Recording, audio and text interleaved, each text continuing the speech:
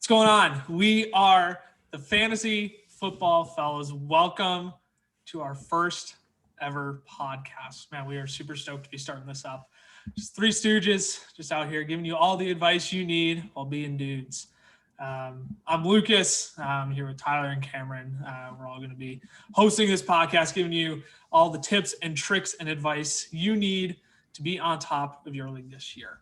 To kind of at least agenda this podcast, we're going to keep it short. We'll talk about why we started this podcast, go a little bit of what we plan to do over the next couple of months here, and then we'll wrap it up with a few headlines we're looking at going into the 2021-2022 season. There's a lot to talk about so far in the offseason, so we'll be bringing you all the news and developments as the offseason goes on as you prepare for your draft. So I'm actually going to swing it over to Tyler. He's going to share a little bit why we did the podcast. So Tyler, stage is yours, man. Oh boy. Wow. Hello, everybody. Let me first officially say that. I'm going to also start off with a nice little plug of our website. You can find our website at fantasyfootballfellas.com. And on our website, you can find our little vision statement.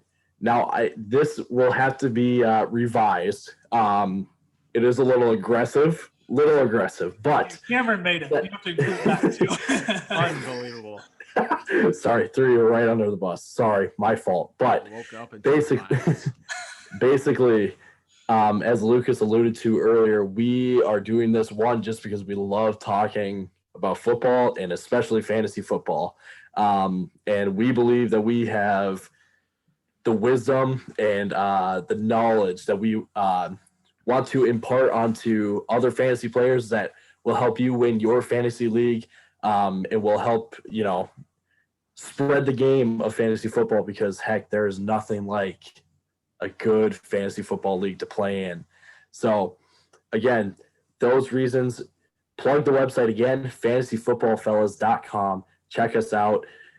If you feel so obligated to reach out and just say hello, we would love it. We would love it. Also, I'm just going to plug the social media real quick.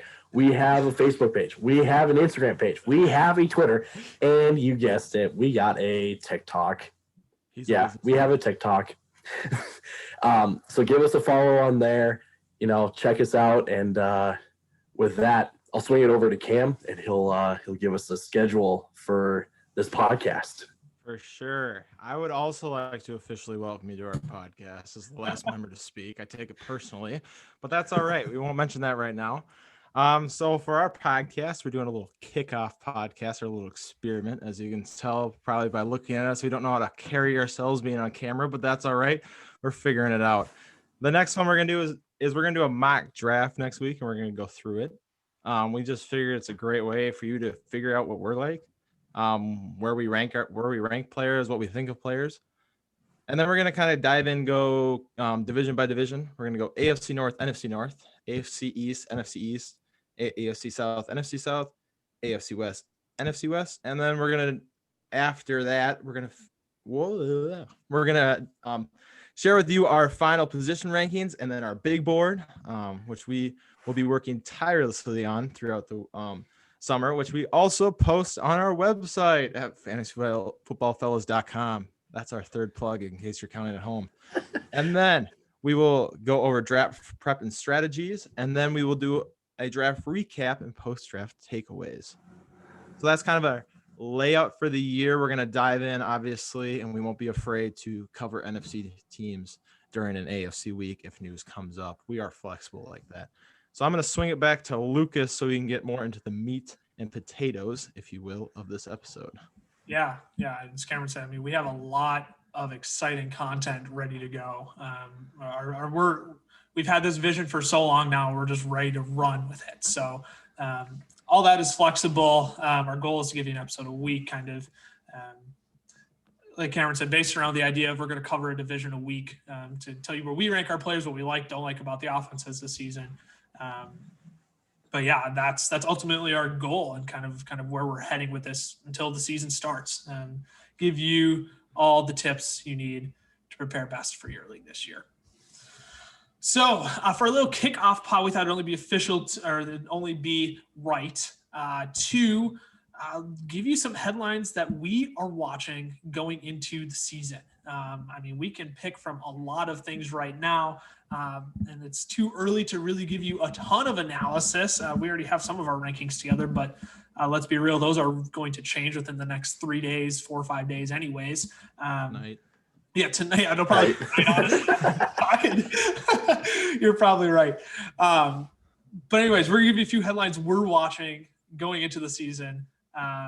Some of the big things we're keeping our eye on. So, I'm just gonna Tyler. Why don't you go first, man? We'll go. We prepare what two or three. Let's go 2. We'll go around twice. We'll do one at a time and allow room for discussion there too. So, first headline you're looking for, Tyler. All right. That was not a McConaughey impression whatsoever. I just felt like saying it. Anyway, first headline that I am paying attention to from here until week 1 of the preseason, but more importantly, week 1 of the official NFL season, is who is going to be the starting quarterback for the New Orleans Saints. And as a proud Vikings fan, as you can tell by the purple, this is a painful team to talk about. I just don't care for the Saints. But when it comes to fantasy, you've got players like Michael Thomas and Alvin Kamara. Heck, even Taysom Hill can really help you out. But these are players that can really, really help out your team in, winning week to week and winning your championship. And for those of you that are unaware, there's a little competition going on between Taysom Hill, who is the world-renowned tight end, quarterback, flex player for the Saints, and Jameis Winston. And no one really knows who's going to start. We all know that Taysom Hill got paid 4 years worth $140 million with none of it guaranteed. So that just throws everything into a limbo. But then you have Jameis Winston, who is just a gunslinger at quarterback. So, gentlemen, I'm going to ask you what you think. Who do you think will start? I'll start with that. And why do you think that quarterback will start? All you, Lucas. If I'm guessing right now, I'm going to say Taysom Hill only because he was the guy last season when Drew was out, who didn't see Jameis play as much. Do I think it's the right choice? No, because I do think I'm pro Jameis. I've always been pro Jameis. I don't care about the 30-30 season. That was still he finished quarterback 3 that season on fantasy. Correct. Yep. For fantasy purposes, I'm pro Jameis all the way. For NFL purposes, I see why you're not. But eat the dub. We're gonna eat dubs today, boys. But no, if I'm picking right now, I'm picking Taysom only because he got the reps last season and they won last season. We won't talk about how that hurts or impacts Kamara's and Michael Thomas's value, but to answer your question directly, Taysom Hill. I think he'll be started week 1. I go the opposite way. I'm taking Jameis Winston. He's doing it to be controversial. No, You're just trying to get the conversation going. There was an interview last year, a press conference where, all right, I'm not even going to try to name I don't even know. It might have been Sean Payton himself, or it was a player who said that during the year it will be Taysom Hill that takes over, but give it a full season. They think Jameis plays next year. So this year, they said that when Breeze went out.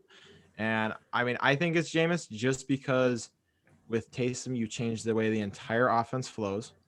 Sean Payton has been doing it for 10 years now. For him to go, I'm going to completely change this up after I've been pretty much running away with this division the last 5 years, except for when the Falcons thought that they were going to beat the Patriots. And I just think that, I just think it's going to be Jameis. I really hope it's Jameis. For me, I got Alvin Kamara at running back 3 right now. You put in Taysom Hill, I got him at running back 7 or 8, and I don't even want to take him in the first round, to be honest, because when Taysom Hill was in last year, he was unusable. especially as an Alvin Kamara owner last year. I don't like the way that sounded, but with Michael Thomas, in fantasy leagues. yes, in fantasy. With Michael Thomas, I mean, it helped him last year when he had Taysom Hill because I think we were talking about a little bit earlier. Taysom Hill only finds one read. He goes, Michael Thomas, my first read, I'm going to throw it to him. If he's not open, I'm going to run. And that's kind of how Taysom Hill works. And so that's kind of my take on it. I personally hope it's Jameis, and I actually think it's going to be Jameis. Interesting. Yeah, so Cam kind of touched on it in a more in-depth reasoning for Winston. But like I said, the big question for me is if Taysom starts, Kamara drops for me. And I mean, if he drops, I'm late in the first round, I might actually take Nick Chubb, Austin Eckler, Stephon Diggs even, if that happens, because like Cam said, he was unusable. He like everything that Kamara did when Breeze was in, Taysom just did instead. So that really impacts things. Versus Jameis, that offense is still very similar to when Breeze was under center. So Kamara's going to get a lot of screens, a lot of flats, and Mr. Slant Boy Michael Thomas, it needs to be said, all he does is run slants. I know, controversial. He's good at it, though. He's probably the best slant runner in the NFL. I'll give him that. But yeah, it's really whether they go one way or another, there are players that are really impacted in rankings based off of the quarterback. For sure. Cam, go ahead and give us your first big headline you're paying attention to. My first big headline is these stinking rookie running backs. I mean, I have no idea what's going to happen with any of them except for Najee Harris. At least, I mean, I really, really hope that Benny Snell does not beat him out at training camp. That I would be unbelievably shocked if he did. I shouldn't even brought it up because I don't even think it's possible. Yes. And so, I mean, he's your only starter. I mean, his tough part is that Steelers' offensive line could just be awful. They could be decent, but there's a chance they could be awful. And then you got Travis Etienne. I have said it. Etienne. All right. Thank you very much. Great player, amazing talent. But who knows what Urban Meyer is going to do? James Robinson just ran for 1,000 yards. They have Carlos Hyde on the roster now. So who knows what's going to happen there? Then we look down a little bit. We got Trey Sermon. I mean, he's in another three-headed monster in San Francisco with Wayne Gallman, who they just said is running back 2, which I personally don't believe. I think that's a bunch of BS. And then Raheem Mostert, who has been great, unbelievably quick, just can't stay on the field. So he might be getting a lot of chances. I also got Javante Williams, who is in Denver. Denver, as a team, might just be unusable this year. We'll see about that. But he's behind Melvin Gordon. I don't really think that anyone in Denver likes Melvin Gordon, to be honest. The only problem is they're paying him a lot of money. So they might use him. Maybe they can trade him. I don't think so. But he might start getting looks just being I think he's a second-round running back. I mean, I would assume that means that they want to give him touches. And they traded up for him, too. That's the other thing. They traded up to get him. Exactly. And then you got the other UNC guy, Michael Carter, who is in New York playing for the Jets. And no offense to little Michael Perine and Tevin Coleman, but they are not starting running backs. And so he's got a good shot at a lot of carries and a Robert Saleh offense, who's probably going to run it pretty close to San Francisco's offense, even if he's not calling the plays. I would just assume that's the way he would want the game to go, especially being a defensive guy. So just a lot of different running backs in a lot of different situations. I'd love to hear from you guys on what rookie running backs are you're looking forward to, and what rookie running backs are you just going to stay away from at all costs. Tyler, go ahead. I went first the last round. All right. I think the one running back that I'm going to, I wouldn't say necessarily avoid, But if I'm in need of a running back in a draft and he's the only one on board, then I would take him. And that guy is actually Najee Harris. Yeah. So just knowing what other running backs could be available later on in a fantasy draft, right? You have your Myles Gaskins of the world. You have your Mike Davises of the world, guys that, may not be superstars or may not even be stars, but somehow they're productive in fantasy. I would much rather take them, especially because they have years in the NFL under their belt, right? And I'm not saying that Najee Harris is a bad player. I think he's actually going to be a rock star for the Steelers. But I don't think I would be able to trust taking him that high when I know that there's other guys like, again, Myles Gaskin, Mike Davis, those kind of guys that I can take later on. So he would be the one guy that I probably am going to stay the most away from. And I think the guy that I would be willing to take a chance on is Javante Williams, the running back from Denver. As Cam said, it just seems like no one appreciates Melvin Gordon in Denver, even though Melvin Gordon is a pretty solid running back. Especially taking Williams in the second round and trading up to do so, it seems like they are willing to give Williams a good shot at being their running back one.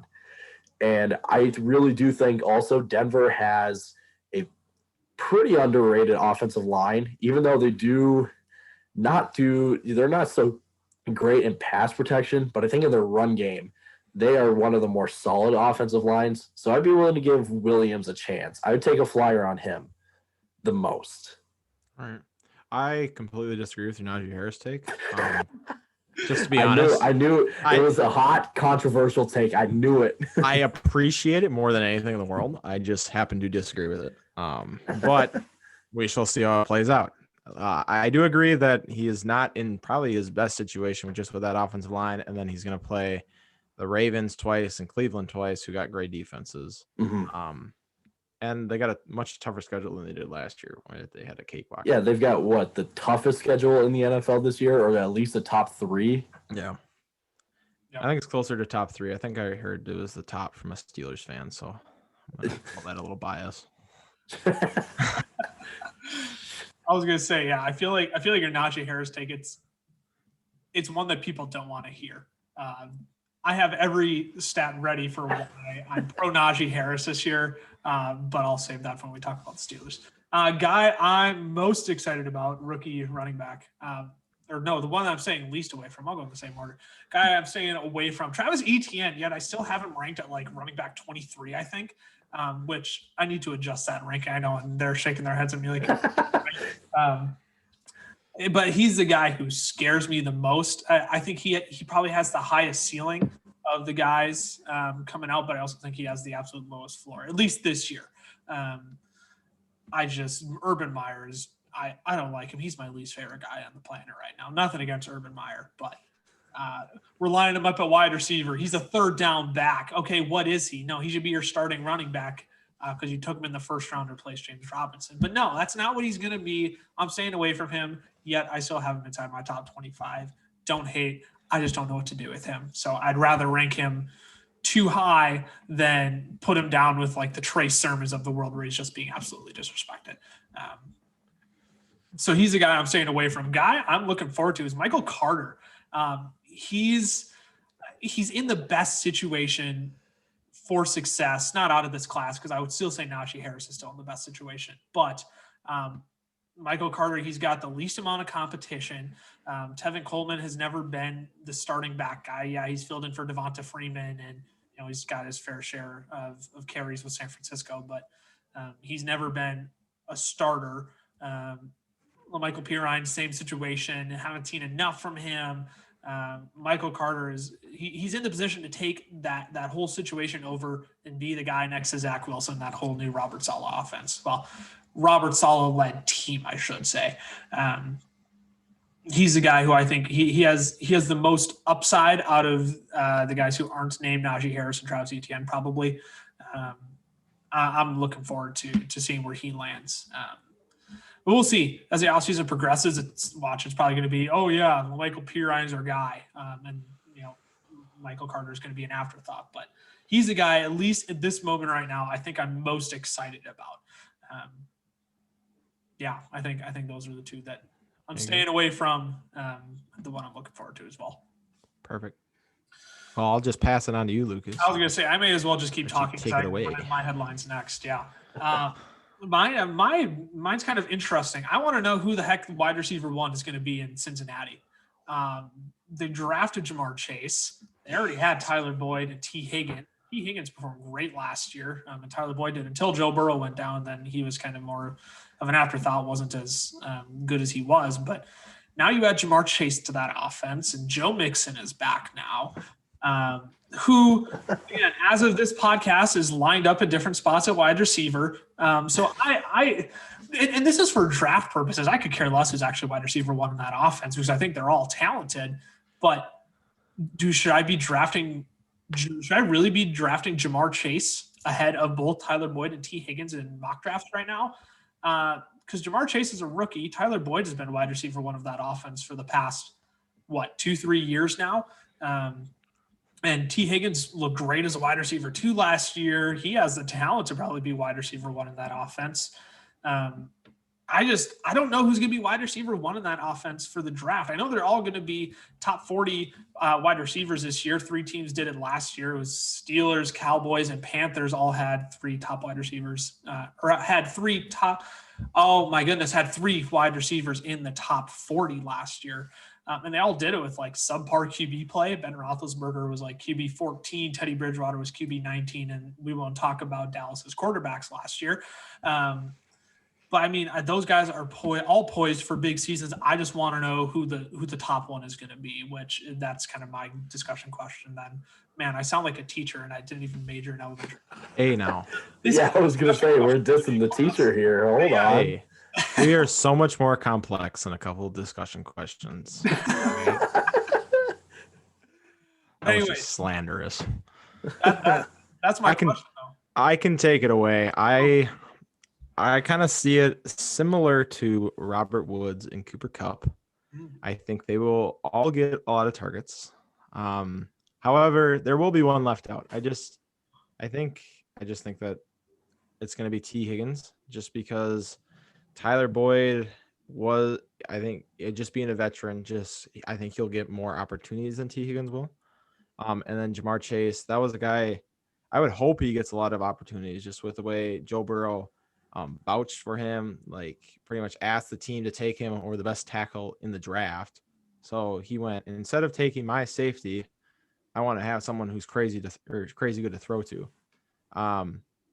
That's just my take, but I think when it kind of comes down to it, at the end of the day, you just kind of got to pick one and go, all right, this is my guy.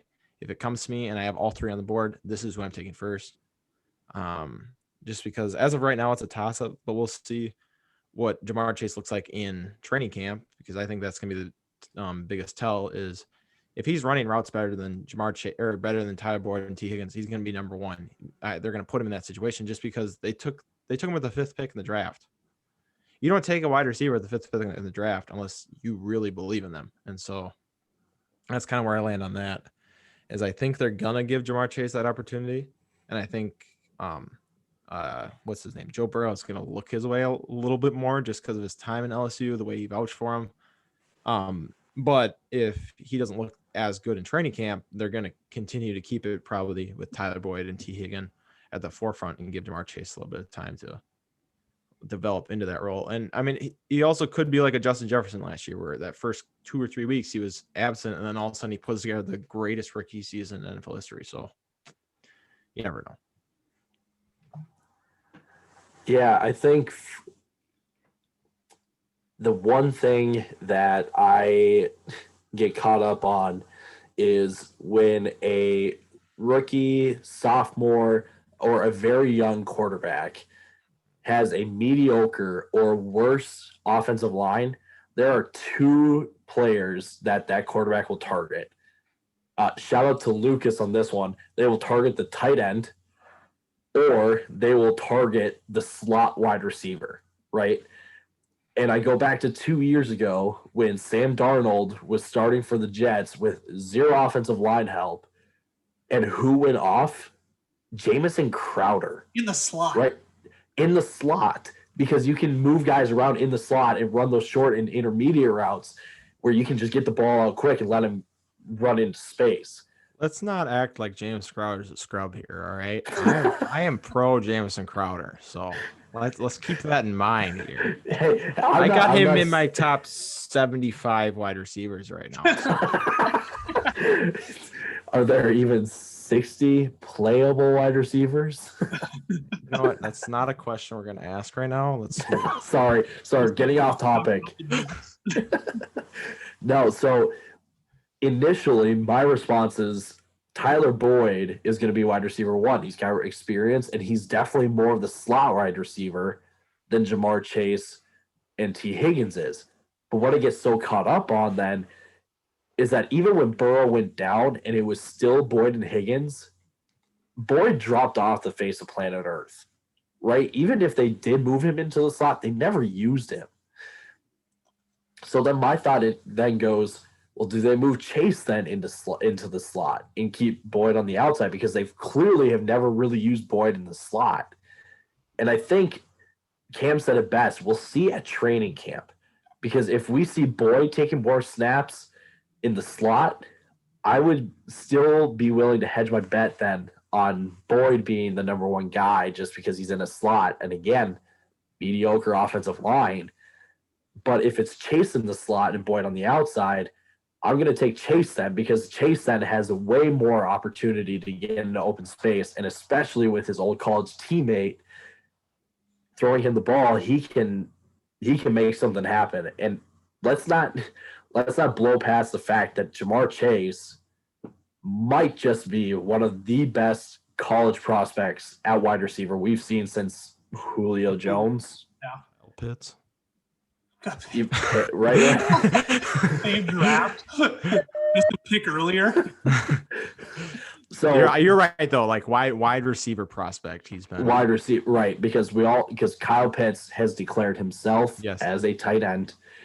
But again, it's the chemistry with Burrow, and let's see if Zach Taylor can actually, scheme up the offense a little bit. Because it also, T. Higgins is a deep threat. That's where a lot of his production came from, was on a deep ball. Tyler Boyd did a great job over the middle and stuff. But if Chase is going to take that job, then Boyd is just kind of have to fill in wherever he can. So I would say it depends on training camp, but right now, I would say my wide receiver 1 for the Bengals has to be Jamar Chase.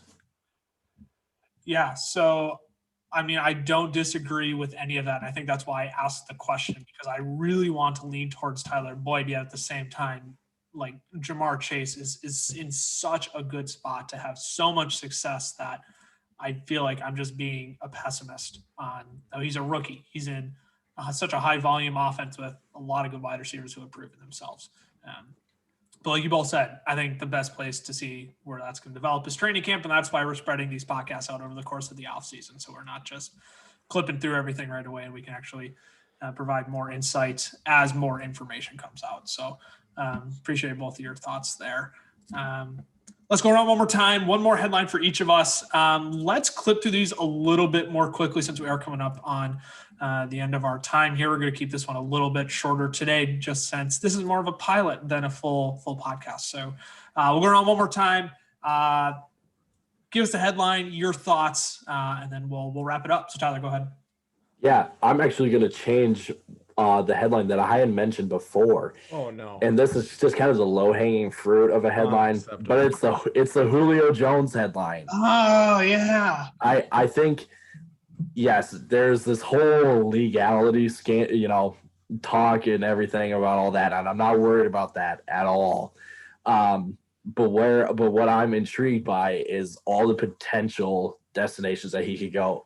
We've seen AJ Brown actively recruit him. DeAndre Hopkins is actively recruiting him. It's not actively recruiting for AJ Brown. It is like so in your face that like he is making sure that the entire world Like people without internet know that he is recruiting Julio Jones. It's childhood fandom. I just got your jersey as a Christmas gift from my parents. I'm sorry. I do Yes. want to be you. Yep. So, and Julio, no matter where he goes, even if he stays in Atlanta and he stays healthy, that dude can change a game with a single catch, right? He is just that good of a wide receiver. But if he does get traded, and if he gets traded to any of these three teams, he shoots up my board so much. If he goes to Tennessee, if he goes to Indianapolis, or if he goes to Baltimore, any of those three teams, Julio Jones, I want to say, gets up into the top 10. Where's he at right now for you? Oh, shoot. He's probably late teens for me. Oh, I got you, Ty. I got you. You got him at 18. You got the same spot I did. That was just an impulse guess. I'm not counting all that. Lucas, but, you got him at 18 too. That's what I'm talking about. Yeah. So like I said, if Julio gets traded to one of those three teams, especially because Tennessee, it's a play action, Tannehill either throws it to Julio or AJ Brown, and they can both turn up the field. If he goes to Indy, that gives Carson Wentz a true number one receiver with one of the best offensive lines and one of the best offensive coaches in the NFL. Goodness gracious. And then Baltimore, if Lamar's in trouble, just throw it to Julio. Just throw it up and he'll go get it, honestly. Like, he's going to save your offense. So that's the headline. That's another headline I'm paying attention to is the Julio Jones sweepstakes. Does he stay? Does he go? And what happens after that? Well, yeah, and then there's a lot more targets to go around in that Falcons offense. Calvin Ridley's stock's got to shoot up, unless I brought this up a couple times to you guys, unless he pulls a juju and goes, I can't play wide receiver one. But the thing that's made me think that he doesn't do that and he can be a true number one is he spent so much time last year without Julio in that offense. And there was who was wide receiver 2 in Atlanta? I can't even think of him right now. What, after Calvin Ridley? Yeah. Is there a reason Russell Gage, exactly. So I mean, there wasn't like, oh, maybe he's wide receiver 1, maybe he was definitely wide receiver 1, and he was wide receiver 1 in fantasy for a couple of weeks. And so I mean, he shoots up. Kyle Pitts has got to shoot up. I mean, he automatically becomes that wide receiver 2, and so I mean that affects that whole Falcons offense extremely. And then I mean, but like you said, Julio sounds great going to all three of those destinations, but the biggest question is, does he stay healthy? Do you trust him enough taking him in your top 10 to go, you're going to play at least 14 games this year? Because after last year, that was a rough year if you had Julio on your team. Yeah. All right. Lucas, do you got anything or do you want me to go next? Go ahead. I'll do right. mine and then take us home. Perfect. Mine is kind of a two-parter here. My first one is the depth at QB and tight end. They're very different. The depth at QB, I honestly don't think that there is enough of a difference between Patrick Mahomes, Josh Allen, Kyler Murray, Dak Prescott, Lamar Jackson, Tom Brady, Aaron Rodgers, Russell Wilson, Deshaun Watson, Justin Herbert, that I feel like I need to take a quarterback really early when I'm drafting. I just think that all of those guys are capable of putting up crazy numbers this year. And most of them have proved it. Herbert's probably the only one that I'd kind of be wary of just because he's coming into a second year. Sometimes you get that sophomore slump coming after a great rookie season because film's out on you and things like that. But I really trust that Chargers offense. And so I'm okay. I'm not feeling like, oh, Mahomes dropped me in round 4. I got to take him here. It's like, I don't even know if Mahomes is going to be number 1 quarterback this year. Like Josh Allen, Kyler Murray, even Dak Prescott. I mean, Dak Prescott was on fire when he was healthy last year. Like all those guys, Lamar Jackson Tom Brady put up crazy numbers at the end of last year. So like you got enough guys where it's like, I'm not going to stretch here. I'm going to take my 4th, 5th, 6th round guys, build that depth and take a quarterback later on. And then going to the other side is tight ends. You got Travis Kelce, George Kittle, and Darren Waller. And then to me, everyone else doesn't matter. I understand Mark Andrews and then TJ Hawkinson, like they're going to get targets. They're great players, but I don't feel a need to take them early. I just don't think that there's that much difference between them and any other tight end that I might cycle through. I mean, obviously I would still take them earlier than the other tight ends. But the difference between Darren Waller and like Mark Andrews is like 100 fantasy points or something ridiculous like that, And so there's just such a gap there. You can come after me about Mark Andrews and maybe even TJ Hawkinson. I'll accept it. But to me, I'm not going to spend that high draft pick on another tight end unless their name is Travis Kelce, George Kittle, or Darren Waller. Because like Travis Kelce guy's my 5th best wide receiver this year. He scores 20 points a game. He's 10 catches, 100 yards, and a touchdown. He's literally a wide receiver. He just goes into his stance every snap. That's it. And he's 31, but there's no way he's taken a big step back this year after the way he played last year. He was unbelievable last year. Like half the games he played, he was better than Tyreek Hill. And I got Tyreek Hill as wide receiver too. So I don't know. That's my thought on both quarterbacks and tight ends. And to close out your thoughts, this isn't off of last year's numbers, but this is off of the 2019 season's numbers, right? Where if you would have made Kelce into a wide receiver, he would have been wide receiver 8, which is nuts. And he only got better last year. Yes. So yeah, you have your top 3, but then after that, I don't think it's worth taking a guy until, even like you said, you could take the depth in the 4th, 5th, 6th. I would say the earliest is the 5th, and it should be the tail end of the 5th if you want to even start considering Mark Andrews or TJ Hawkinson. Because a lot of those guys are just mid-tier at that point. Yes. A lot of upside there, but they're nowhere near the top of the board like those there. So I'm with you there. I hear you. I'm watching that too, just to see if anybody does kind of sneak up. If Kyle Pitts decides to make a name for himself in camp, though, I'm not a fan of tight ends first year in the league. TJ Hawkinson's the most recent evidence of that. So regardless, my second headline I'm watching going into the season, and this was before news broke about Todd Gurley visiting Detroit today, but what the heck is the Detroit Lions backfield going to look like this year? I hear that statement now, and I know the immediate thought is DeAndre Swift, duh. But that is until you hear what Anthony Lynn has to say about Jamal Williams. Describes Jamal Williams as an A back. They're his bigger backs, he said. They can run between the tackles, block probably a little bit better than B backs. Don't know why he's using the ABCs to label his running backs. That's probably a football thing, but then he labels DeAndre Swift as a speed pace back, and that terrifies me. Because what I want to hear from Anthony Lynn is, we're going to use DeAndre Swift like Austin Eckler. That's what I wanted to hear. And that's where I have DeAndre Swift ranked, is if he's going to be an Austin Eckler-esque type running back this year. As soon as he says Jamal Williams and DeAndre Swift are complementary and not interchangeable, that terrifies me. And now you tell me you're bringing Todd Gurley into the mix today. And that's as of earlier today, as we're recording right now, that was earlier today. I'm terrified. My gut says take DeAndre Swift below Cam's favorite player in the world, Miles Sanders. Oh my gosh, that's slanders. Miles Sanders should not be in your top 35 running backs. Kerryon Johnson is the starting running back in Philadelphia. You heard it here first. Miles Sanders is straight garbage. No offense to you, Miles Sanders, if you listen, but I'm just not a fan. Well, I feel like we need to just have a whole podcast of overreactions on players Cameron dislikes and loves, and a whole podcast out of that. I feel like, regardless, I'm looking to see who the heck is starting in that not starting, but how that backfield shapes up. Because I really want DeAndre Swift to be the guy. He was performed so great last year when he was. Now all of a sudden he may not be. So that's what I'm looking for going into the season. How does that backfield shape up?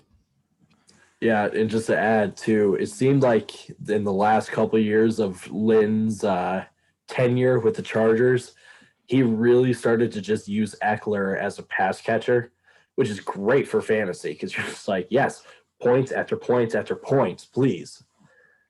But he really wanted a bigger running back to complement Eckler, right? He started giving carries to Joshua Kelly, who I believe he was a day 3 pick, I guess 2 years ago now, or last year, technically. Yeah. And even then, they signed Caleb Balaj off of whoever's practice squad it was. And Jets, he man. played while Eckler was out, and Balaj really kind of took over. But that's because I think Lynn does like having the bigger bodied running backs, and especially those that can catch. And that kind of running back is Jamal Williams. So that, and then you bring in a powerhouse in Todd Gurley. Shoot, I'm just gonna fade the Lions backfield until there's something that seems reliable. I mean, Todd Gurley's a tough one because I mean, what kind of Todd Gurley are you gonna get is the first question, and then the second question is he just there to be like just to teach? You know, like is he that? Is that why they're trying to bring him in? Is go all right, DeAndre Swift, like learn from this guy, or are they actually going to use him?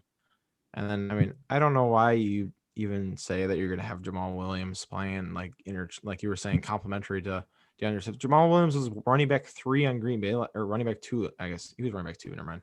2.5. AJ Some reason I had Javante Adams as a running back in my head when I just said that, so that was why. You know, I was like thinking like Devontae, Aaron Jones, Jamal, but you're right, running back 2. But I don't see it, but I guess he's a head coach and I'm not, so I'll give it, or offensive coordinator now. Sorry, he tried his best. Former head coach. Right.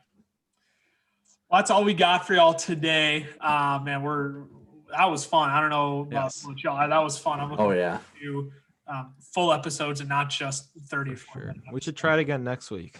Yeah, well, I was gonna say let's do it again, round 2. Same time, same place. Yeah.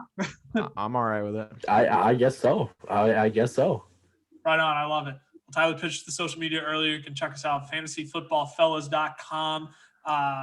The FF Fellas on Twitter, FF Fellas on Instagram, Fantasy Football Fellas on TikTok.